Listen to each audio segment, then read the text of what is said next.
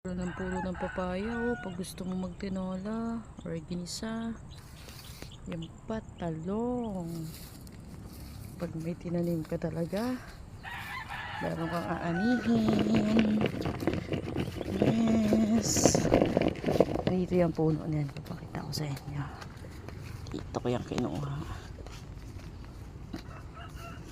Ito.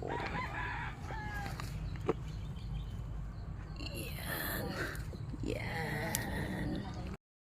Puro ng papaya pag gusto mo magtinola or ginisa. Yan pa, talong. Pag may tinanim ka talaga, meron kang aanihin. Yes. Dito yung puno niyan, papakita ko sa inyo. Dito ko yung kinuha.